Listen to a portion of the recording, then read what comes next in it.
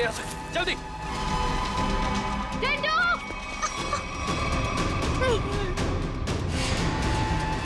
ए, रुक! रुक जाओ नहीं तो गोली मार दूंगी।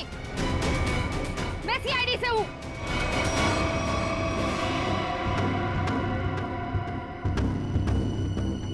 छोड़ दो बच्चों को। नीचे उतारो। नीचे उतार। छोड़ दे।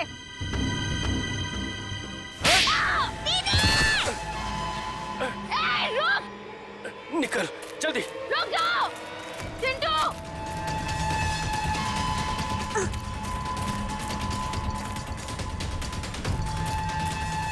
बचाओ दीदी, बचाओ,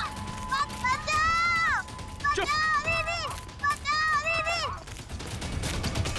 छोड़ दो बच्चों को, नहीं तो मैं तुम दोनों को नहीं छोड़ूंगी। रास्ता छोड़ हमारा। उतारो नीचे। तारा चिंटू भागो यहाँ से। हम आपको अकेले छोड़कर नहीं भागेंगे। भागो यहाँ से। हम आपको छोड़कर नहीं जाएंगे।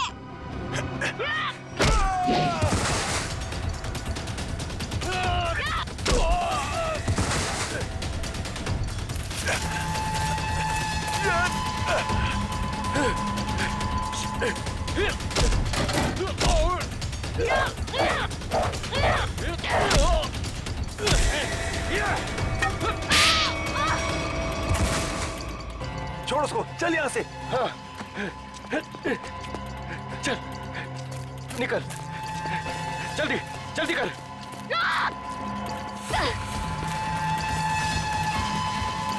जल्दी। बचाओ दीदी।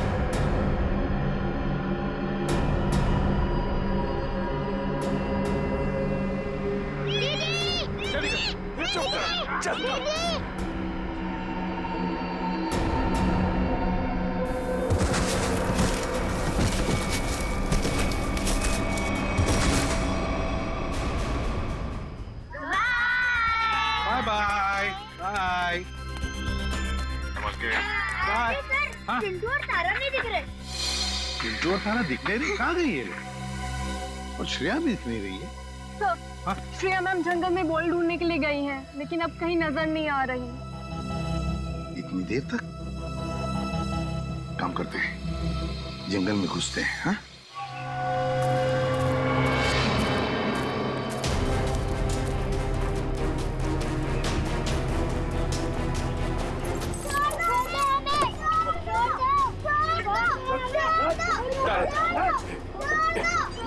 चल चल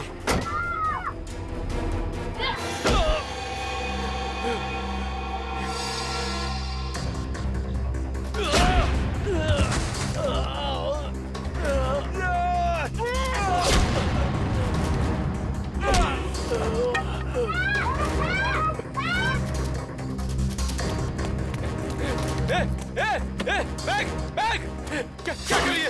बैग बैग छोड़, निकल यहाँ से। चल जल्दी कर, चल।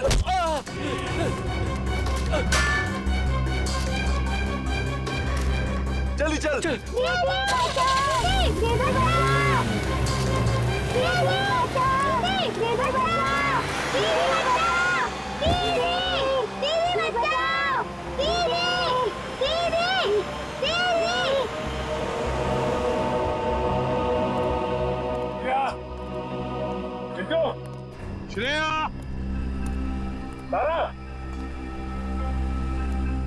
श्रेया चिंटू श्रेया चिंटू सर हाँ देने की सर। क्या सचिन? सर यहाँ पे खून की बूंदें पड़ी हुई।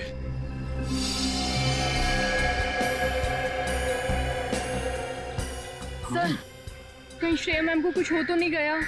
कुछ नहीं होगा श्रेया को, सीआईडी ऑफिसर है वो। देखते ये खून की बूंदें हमें कहां तक ले जाती है।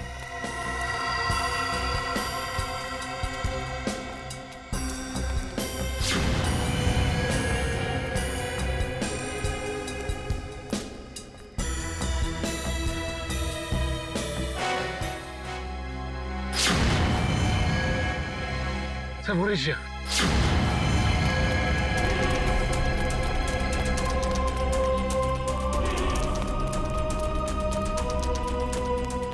मैम तुम ठीक श्रेया श्रेया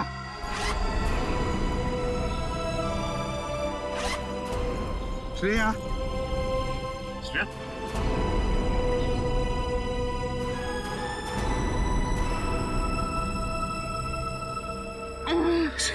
सर क्या हुआ? किसने किया ये? क्या हुआ? ब्रीफकेस। ब्रीफकेस? हाँ सर, कौन सी ब्रीफकेस? वो ब्रीफकेस उधर। सचिन देखो जरा, जाओ। श्रेया किसने किया ये? बच्चे कहाँ हैं? कहाँ है बच्चे? सर वो सर तारा और चिंटू को दो गुंडे उठाकर लेकर गए थे। तुमने देखा उनको? चेहरे देखे उनके? नहीं सर, उन्होंने मास्क पहने हुए थे। एक व्हाइट कलर की वैन में दोनों बच्चों को उठाकर लेकर गए वो।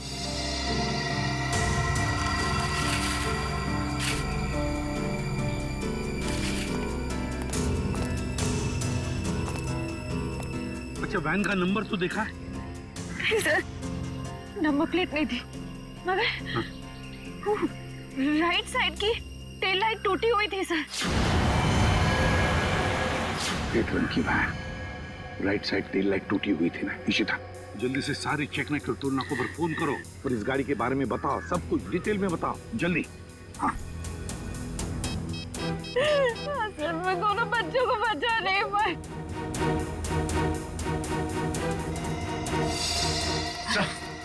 हाँ ये रहा वो ब्रीफकेस।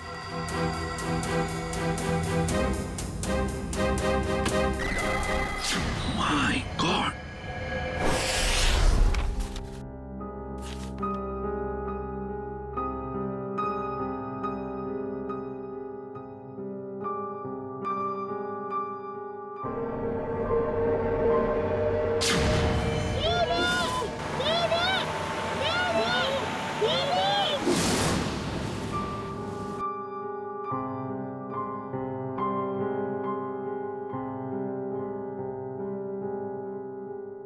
श्रेया मैम, कुछ दिन सेहत का ध्यान रखिएगा। सर पर भी काफी जख्म आया है। ये जख्म तो भर जाएंगे तेरे। बच्चों को भी गुंडों से बचा नहीं पाई। इस बोझ को मैं कभी झेल नहीं पाऊंगी। श्रेया क्या कर रही हो तुम? ऐसा मत सोचो, उन बच्चों को हम बहुत जल्द ढूंढ निकालेंगे। और फिर तुमने वो ब्रीफकेस छीन लिया हाथ से उसके। एक बार डॉक्टर सारों के उस ब्रीफकेस से कोई सॉलिड सबूत निकाल लें, उन बच्चों तक हम बहुत जल्दी पहुंच जाएंगे। डॉक्टर साहब कुछ मिला क्या? किसी औरत का हाथ है, हाथ पर मेहंदी लगी हुई है और नाखूनों पर नेल पॉलिश है। डॉक्टर साहब ये सब हमें पहले से पता है, कोई खास डिस्कवरी हो तो बताइए। हाँ है ना, लगता है इस औरत ने हाल फिलहाल में ही मेहंदी लगाई है, क्योंकि मेहंदी का रंग बहुत गाढ़ा है। ये डिस्कवरी है? अरे ये सब पहले से पता है सर, कुछ और अभी नहीं पता लग सकता यार। मजाक है क्या सब कुछ यार? पहले इस हाथ को लेबोरेटरी में भेजो, फॉरेंसिक लैब में, वहां पर डीएनए टेस्टिंग होने दो, उसके बाद पता लगेगा ना यार। बहरहाल फिलहाल तुम इतना तो पता लगा सकते हो कि जहां से हाथ मिला है वहां पर कोई शादी ब्याह हुआ है क्या? ये पता लगाने के लिए मैं वंश को पहले ही भेज चुका हूँ। वेरी गुड, बहुत अच्छा किया। तो अभी मैं भी चलता हूं। और हाँ, अगले 12 घंटे तक मेरी लैब में कोई मुझसे कुछ पूछने के लिए नहीं आएगा, अंडरस्टैंड? ठीक है सर, नहीं पूछेंगे। जब तारिका जी है तो आपसे क्यों पूछें? ये डॉक्टर साहब कमाल है, गुस्सा बस नाक पे रखता है इनके। सर, मुझे तो लगता है उन बच्चों ने शायद जुर्म को होते हुए देख लिया, तभी तो वो गुंडे उन्हें अपने साथ ले गए। बात तो ठीक है रेड्डी, वरना अनाथ बच्चों को कोई पैसों के लिए तो किडनैप करेगा नहीं। हेलो, क्या नहीं गुजरी? ओके ठीक है, श्योर, थैंक यू। क्या हुआ? सर, उस टोल नाके से अब तक कोई ऐसी गाड़ी गुजरी नहीं है जिसकी एक टेल लाइट टूटी हुई हो। अच्छा सर, कहीं ऐसा तो नहीं कि उस गाड़ी वाले ने लाइट को रास्ते में ही रिपेयर करवा दिया हो? बच्चों को गाड़ी में रख के वो लोग रास्ते में गाड़ी रोकने की गलती नहीं करेंगे। शायद उनका अड्डा आसपास ही है, जहां जाने के लिए टोल नाके से गुजरने की जरूरत नहीं पड़ती। सर उस इलाके के पास एक हवेली है जहां पिकनिक के दौरान सगाई का फंक्शन चल रहा था। सगाई का फंक्शन? फिर तो हो सकता है ये हाथ उस सगाई के फंक्शन में से ही किसी लड़की का हो। जी हाँ, कल रात हमारी भतीजी प्रियंका की सगाई थी। फिर तो काफी लोग आए होंगे यहाँ। जी नहीं, सिर्फ परिवार वाले थे। सारे परिवार वाले अभी यहाँ पर हैं? हाँ, सिवाय प्रियंका के। आप? मैं प्रियंका का मंगेतर डॉक्टर रमन। रमन जी, प्रियंका क्यों नहीं है? वो दीदी इस वक्त अपने कमरे में सो रही हैं। देखिए, हमारा उनसे मिलना बहुत जरूरी है। पर बात क्या? रमन जी, आप हमें सिर्फ उनका कमरा दिखा दीजिए प्लीज। आइए, चलिए।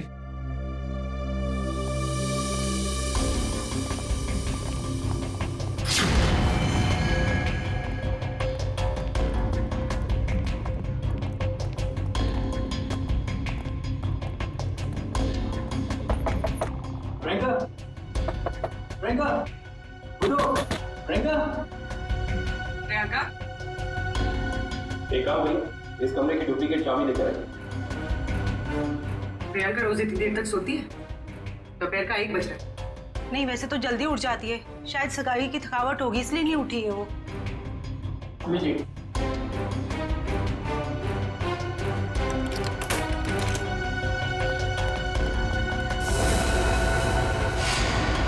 प्रियंका, प्रियंका, प्रियंका का हाथ कहाँ गया? प्लीज आप बाहर चलिए। Sir please. Sir, she is dead. जिस बात का शक था वही हुआ।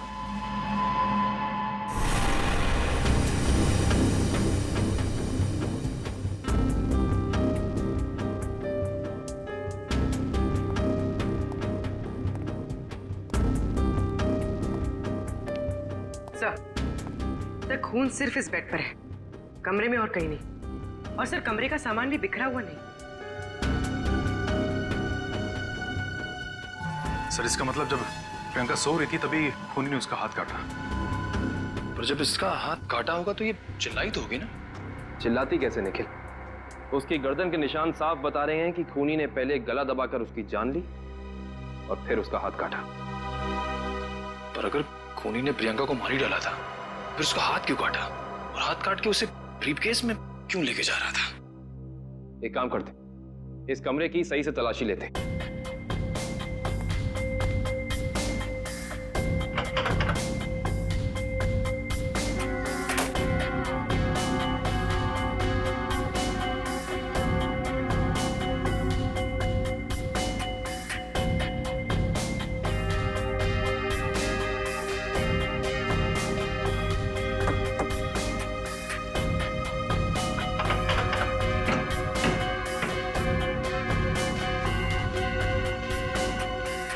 कमाल है, सारी खिड़कियां बंद हैं, दरवाजा बंद है, तो खूनी इस कमरे में आया कहां से? और कोई खुफिया रास्ता भी नहीं है यहाँ पर। बाथरूम की खिड़की इतनी छोटी है कि कोई इंसान उसमें से अंदर आ ही नहीं सकता। इसका मतलब खूनी जो कोई भी है वो अंदर का ही है।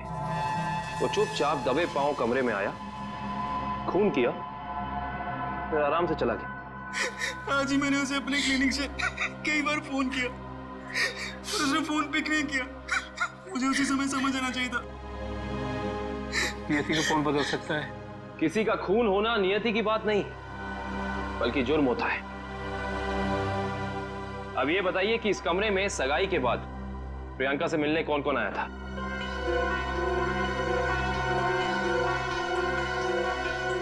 सबकी जबान पे तो ताला लग गया। इस ताले को खोलने का तरीका है हमारे पास। इस कमरे के बाहर जो सीसीटीवी कैमरा लगा है, उसकी फुटेज हमें बताएगी कि इस कमरे में कौन कौन आया और कौन कौन गया।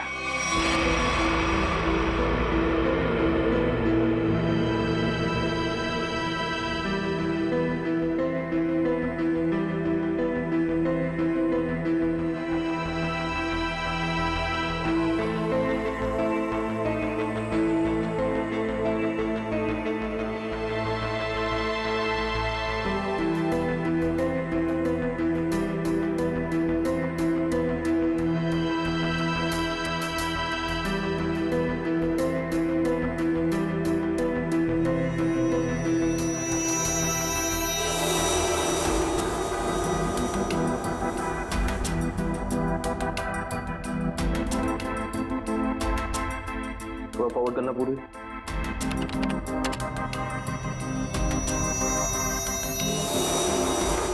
पॉज करना। ये आदमी प्रियंका के कमरे में बहुत सारा गिफ्ट लेके गया, लेकिन 1 मिनट में वापस आ गया। हाँ, निखिल एक काम करो, घर वालों को अंदर लेकर आओ। अब लोग प्लीज थोड़ा अंदर आइए।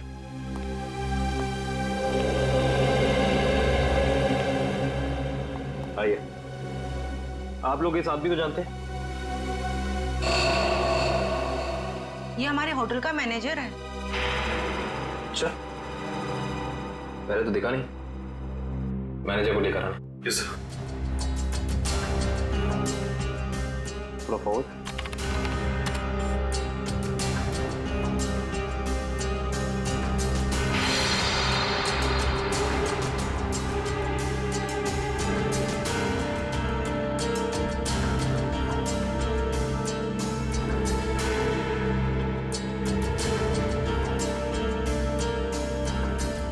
वो भी थोड़ा फॉरवर्ड कर।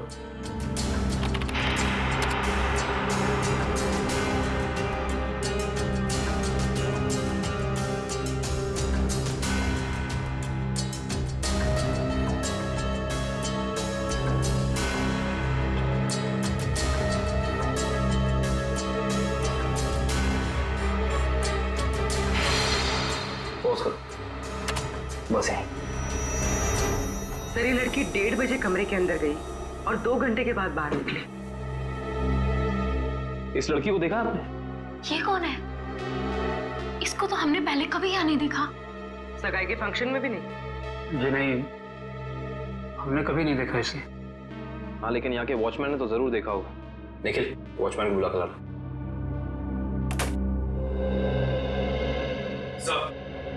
सब जगह देख लिया मगर मैनेजर कहीं मिला नहीं सर। मिला नहीं? सुबह तो यही था, शायद मार्केट गया होगा सब्जी लेने के लिए। कमाल है, पहली बार सुन रहा हूँ कि इतने बड़े होटल का मैनेजर बाहर सब्जी लेने जाता है। ये इस होटल के वॉचमैन, मेरा नाम है रिंकू। रिंकू जी, इस होटल के मैनेजर को तुमने यहाँ से बाहर जाते हुए देखा था? नहीं सर। इस लड़की को देखा था? हाँ सर, ये तो वही लड़की जो कल रात प्रियंका मैम से मिलने आई थी। क्या कोई भी अरे घर आएगा प्रियंका से मिलने और तुमने अंदर जाने दिया? नहीं साहब, हमने पहले प्रियंका मैम को फोन किया उनके रूम में, उन्होंने बोला आने दो, तो हमने आने दिया। इसका मतलब प्रियंका इस लड़की को जानती थी और आप लोग कह रहे हैं कि आप इस लड़की को जानते नहीं। रिंकू, एक बात बताओ, ये लड़की कल होटल अपनी गाड़ी से आई थी या फिर? सर, ये लड़की टैक्सी से आई थी।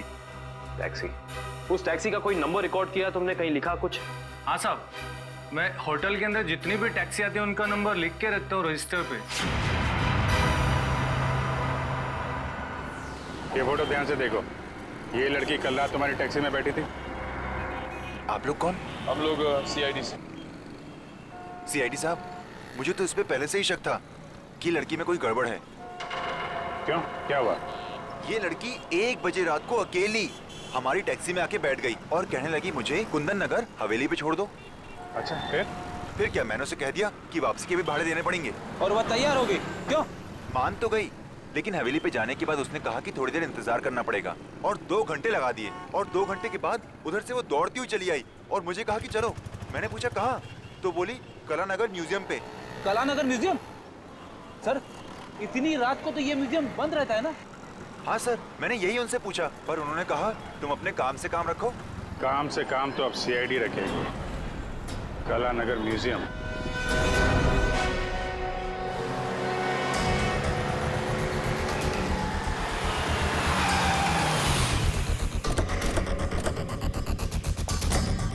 टोल नाके से पहले यही वो घना जंगल है जहाँ पे वैन छिपाई जा सकती है। हाँ सचिन, वैन यहीं कहीं होनी चाहिए, चेक करना पड़ेगा।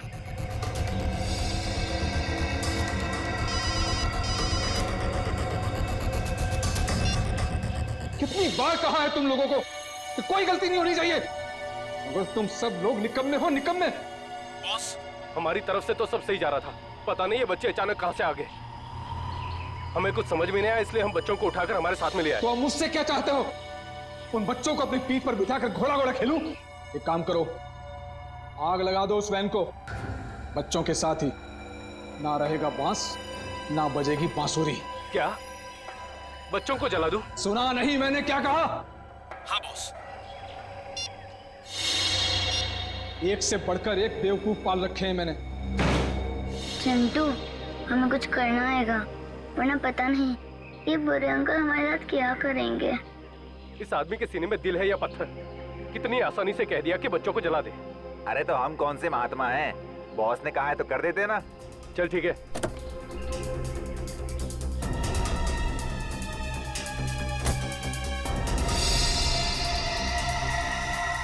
ए जल्दी करना। अरे रुकना, हलवा है क्या? कर रहा हूँ ना। ये ले पकड़। चल जल्दी से डाल।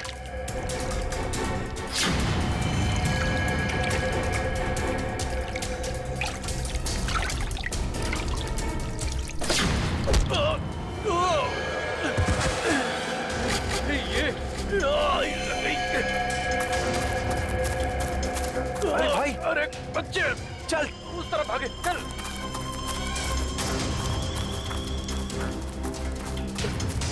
जल्दी कर, कहाँ गए? जा उधर देख।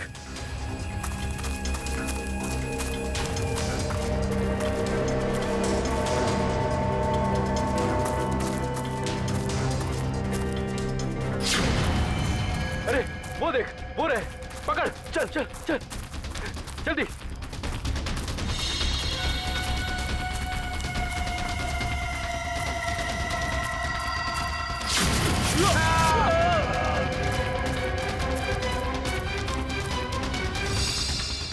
पूरे हाँ, चल चल।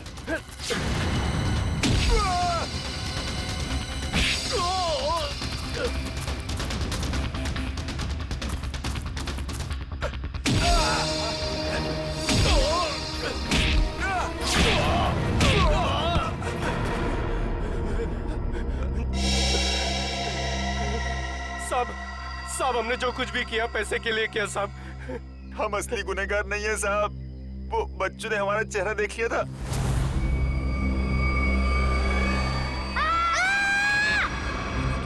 इसलिए हम उन्हें अपने साथ उठा लाए। कौन असली गुनहगार? बोल, नाम बता उसका। हमने उसका चेहरा नहीं देखा साहब, क्योंकि वो गाड़ी में आया था और पैसे देके चला गया साहब। गाड़ी में आया था तो उसका गाड़ी नंबर, मोबाइल नंबर, घर का नंबर कुछ तो याद होगा। साहब उसका मोबाइल नंबर है मेरे पास। देखो, जल्दी कर। देता हूँ साहब, ये वाला सर। है कौन ये मिस्टर एक्स? सर इस म्यूजियम में पहले आप आ चुके हैं? हाँ एक बार आया दया के साथ। तो वैसे मुझे भी म्यूजियम में आके एंटीक चीजें देखना काफी पसंद है सर। फिलहाल हमें तो ये पता करना है कि वो लड़की इस म्यूजियम में क्या करने आई थी। सॉरी, एक मिनट। सॉरी बोला ना, गलती से धक्का लग गया। एक मिनट, जो गुनाह आपने किया है उसके लिए सॉरी कुछ भी नहीं है। क्या? एक मामूली सा धक्का लगने को आप गुनाह का नाम देंगे? उसे नहीं, लेकिन खून करना तो एक गुनाह है। क्यों किया प्रियंका का खून?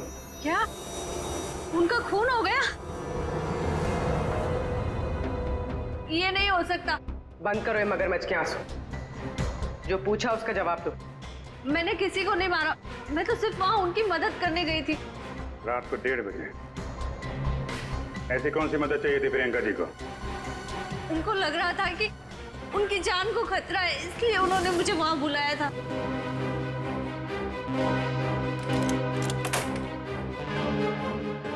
थैंक गॉड तुम आ गई। मगर हुआ क्या? इतनी रात गए बुलाए, क्या हुआ? कुछ तो बताओ, क्या हुआ? तुम इतनी टेंस क्यों नजर आ रही हो? मेरी जान को खतरा है। क्या? मगर किससे? ये सब बातें करने का बिल्कुल वक्त नहीं है। ये बताओ, जो सामान मैंने तुमसे मंगवाया था तुम लेकर आई हो, अब फटाफट मेरे लेफ्ट हैंड का प्रिंट ले लो। Do it fast.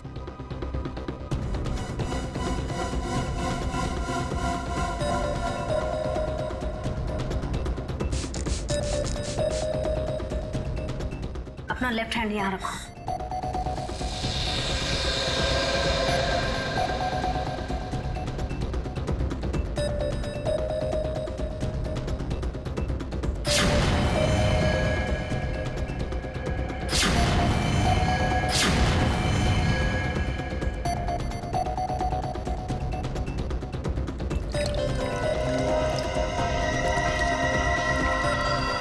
देखो, अभी तक तुमने मेरी बहुत मदद की है। मेरा एक और काम कर दोगी प्लीज? काला नगर के म्यूजियम में जाके ये हैंड प्रिंट और अंगूठी मिस्टर सुमेश को जाकर दे देना प्लीज। पर ये सब क्यों? ये सब मैं तुम्हें अभी नहीं बता सकती। तुम अभी जाकर म्यूजियम में मिस्टर सुमेश को मिलोगी। जी राजकुमारी जी। और सुनो, काम हो जाने के बाद ये अंगूठी मेरे सिवाय किसी को मत देना। अगर मुझे कुछ हो जाए तब भी नहीं, ओके?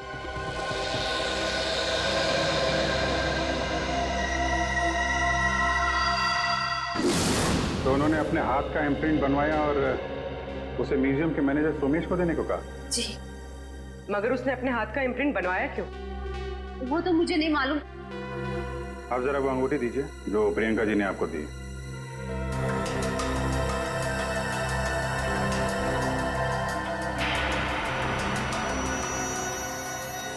ये तो काफी अनमोल लगती है। सर, ये अंगूठी, वो कटा हुआ हाथ, ये म्यूजियम, सर कुछ समझ में नहीं आ रहा है। इसका जवाब तो अभी ये मैनेजर सोमेश जी देंगे। ये बहुत प्रसिद्ध और पुरानी पेंटिंग है। राजा रवि प्रताप ने इसे बनवाया था। इस तरह की कलाकारी करने का उसे बहुत शौक था। Mister Somesh. Yes. CID. CID? क्या बात है सर? जरा इधर आइए, आपसे कुछ बात करनी थी। कीजिए ना सर, मुझसे कोई गलती हुई क्या? नहीं, वो बात नहीं है। आप जरा ये अंगूठी देखिए, इसे पहचानते हैं? जी हाँ, ये राजकुमारी प्रियंका जी की अंगूठी है। आपके पास कैसे आई? ये हमें रागनी ने दी है। अभी गई है ना म्यूजियम से बाहर, वो ये अंगूठी और राजकुमारी के हाथों का इम्प्रिंट लेके आई थी, है ना? जी हाँ, इस म्यूजियम में काफी सारे राजघरानों के जो यहाँ के ट्रस्टीज हैं, उनके पर्सनल लॉकर्स हैं। जब कभी खास एग्जीबिशन होता है तभी हमारे लॉकर में रखे हुए पुश्तानी हीरे जेवरात हम उसमें पेश करते हैं। लेकिन लॉकर्स खोलने के लिए लॉकर्स के मालिक को आना पड़ता होगा ना यहाँ पे? जी नहीं, ये जरूरी नहीं। कभी कभी मालिक अपने खास आदमी को भेजकर लॉकर खुलवाते हैं, क्योंकि यहाँ फुल सिक्योरिटी है और हर एंटीक रजिस्टर है। I see। हम वो प्रियंका जी का लॉकर देख सकते हैं? क्यों नहीं, आइए।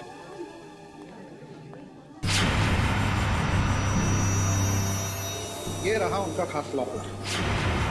प्रियंका जी के हाथ का इम्प्रिंट इसका पासपोर्ट था। सर, इसलिए प्रियंका का हाथ? क्या हुआ?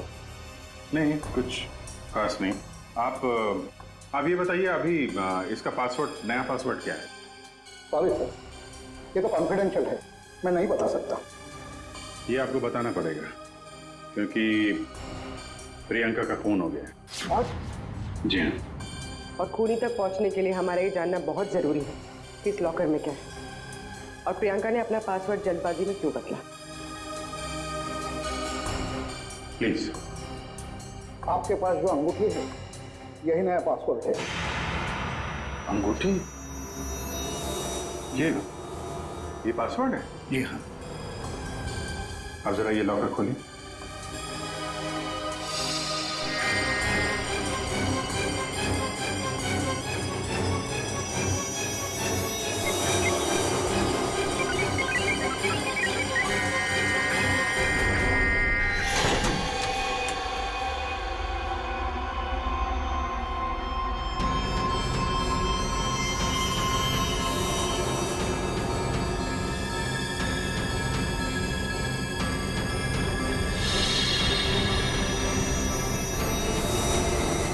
इतने सारे जेवर? मतलब सर ये सब कुछ इसके लिए हुआ। लग तो ऐसा ही रहा है।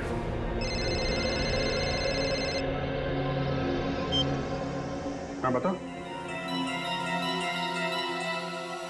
गुंडों के पास से जो नंबर मिला था वो कुंदनपुर के होटल के मैनेजर का है। Very good very good. नहीं मिलते हैं उससे मिलते हैं।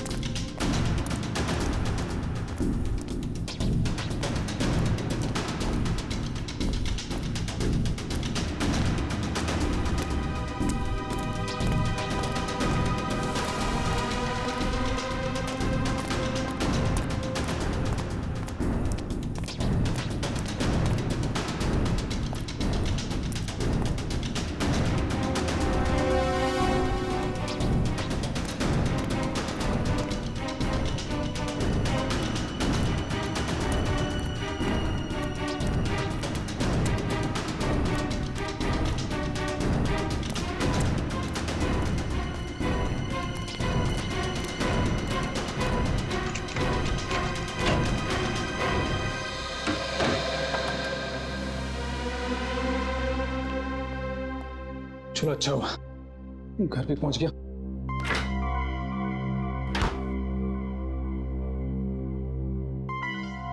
किसी ने देखा भी नहीं सिवाय हमारे सीआईडी। हाँ सीआईडी। चल बैठ। बोल राजकुमारी का खून क्यों किया तूने? मैंने राजकुमारी को नहीं मारा सर। मैंने तो जो किया वो उसके कहने पे किया। किसके कहने पे किया? पता नहीं सर, मुझे तो एक पर्ची मिली थी, उस पे लिखा था कि मैं राजकुमारी के कमरे की खिड़की खुली छोड़ दूं। अच्छा, ताकि खूनी कमरे के अंदर जाए, राजकुमारी का खून करे और खिड़की के बाहर से खिड़की बंद ऑटोमेटिक, किसी को पता भी नहीं चलेगा। जी। अच्छा, उसने तुझे पर्ची दी और तूने काम कर दिया।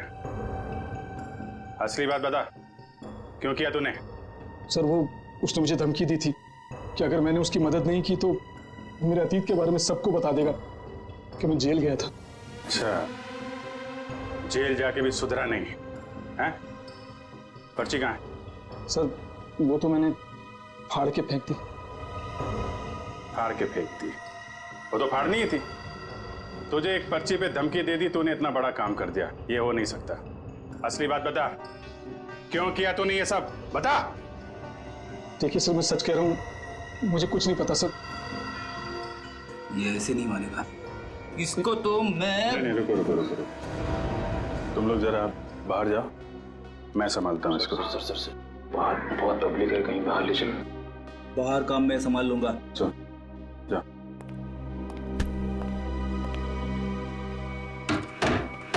देख ये क्या कर रहा है? देख रहा, हमें मालूम है ये तूने किसी के कहने पे किया है, और वो कौन है वो तो हम पता लगा ही लेंगे।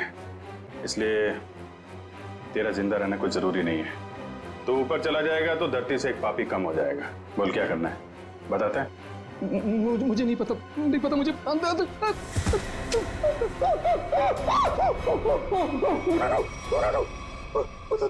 बोल।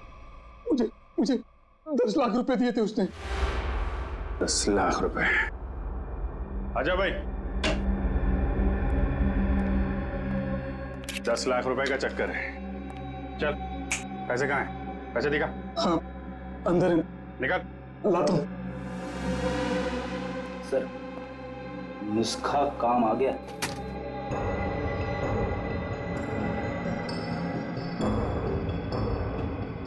सर, इसमें से तो अजीब सी गंध आ रही है, जैसे हॉस्पिटल में दवाइयों की आती है।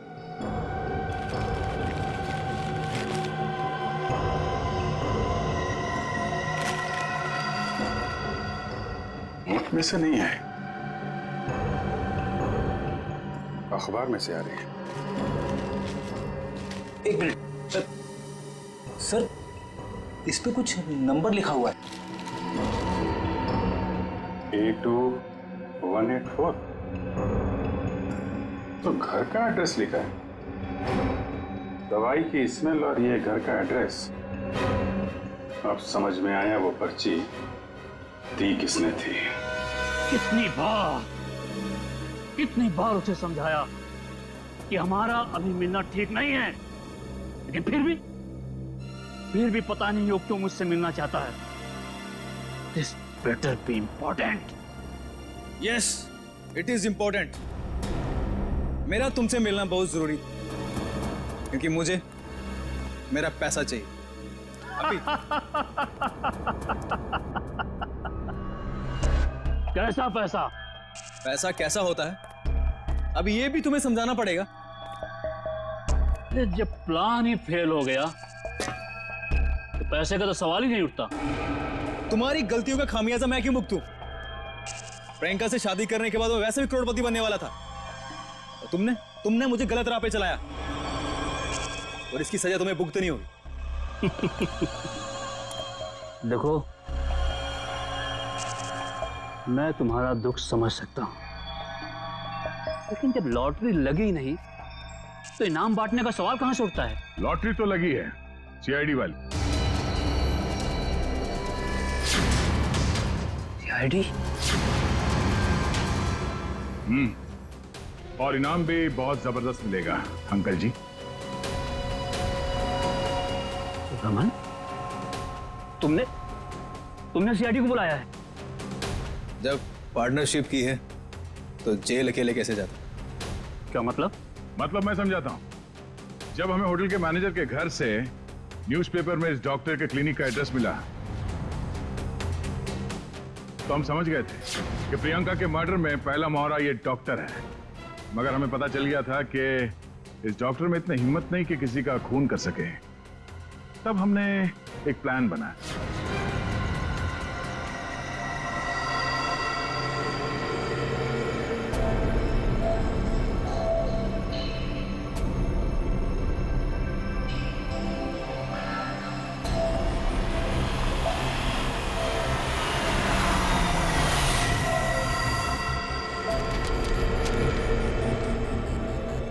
तुम्हारा भांडा फूट चुका है।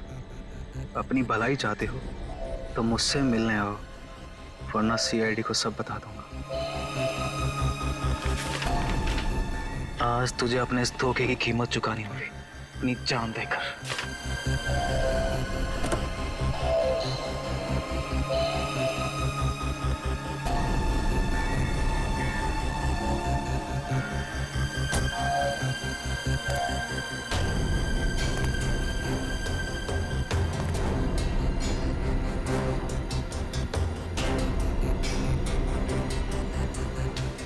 कहाँ हो तुम? अब चूहे की तरह बिल में छिपके क्या बैठ गए हो? लो, मैं आ गया। क्या हुआ? डर गए क्या? अब डरने की बारी तुम्हारी है।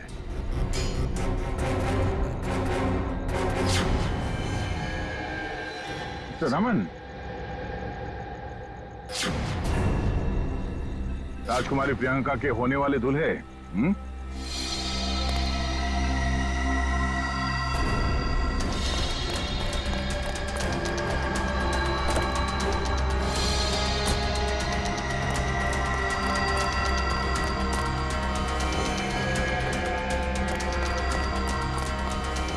बहुत बड़ा धक्का लगा। हम यहाँ पे देख रहे हैं।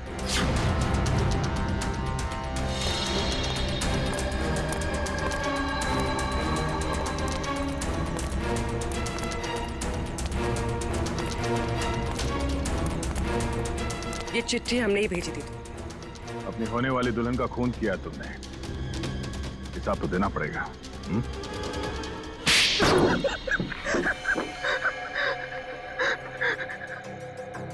ठीक कह रहे हैं आप लोग। हमने ये सब प्रियंका की दौलत पाने के लिए किया था। हाँ, और अब फटाफट अपने पार्टनर का नाम बता दे जिसके साथ मिलके तूने ये पूरी खिचड़ी पकाई है। चलो अब फांसी के फंदे के लिए तैयार हो जाओ। अरे इसके पहले मैं तुम लोग को ऊपर पहुंचा दूंगा।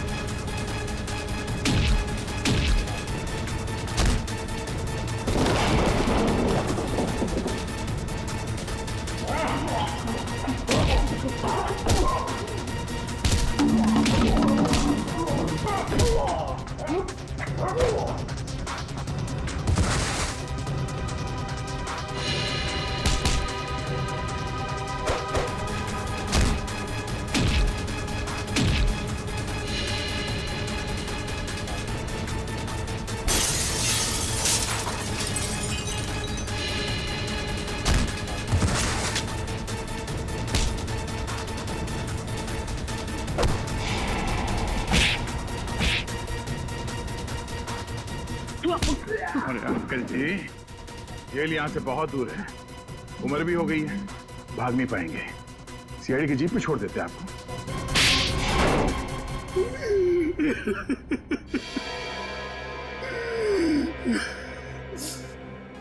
कहने को तो प्रियंका मेरी भतीजी थी, लेकिन भाई साहब की मौत के बाद मैंने ही प्रियंका को पाल पोस कर बड़ा किया, एक बाप का फर्ज निभाया। लेकिन बदले में मुझे क्या मिला?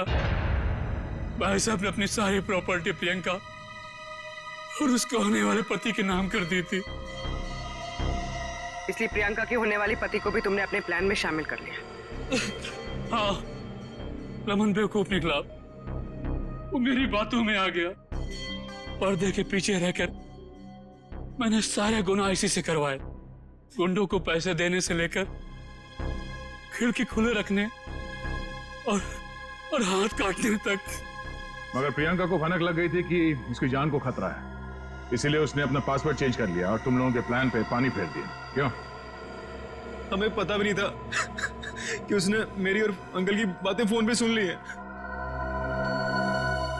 सर, काश प्रियंका ने हमारी मदद ली होती तो उसकी जान बच जाती। वो आई थी मेरे पास ये बताने के लिए कि रमन उसकी जान लेना चाहता है, लेकिन उसे क्या पता था कि इस जुर्म का असली सूत्रधार कौन है। एक बार भी शर्म नहीं आई तुम्हें? अपने स्वार्थ के लिए अपनी भतीजी की जिंदगी उजाड़ दी तुमने। तुम जैसे लोगों के लिए तो फांसी भी कम है।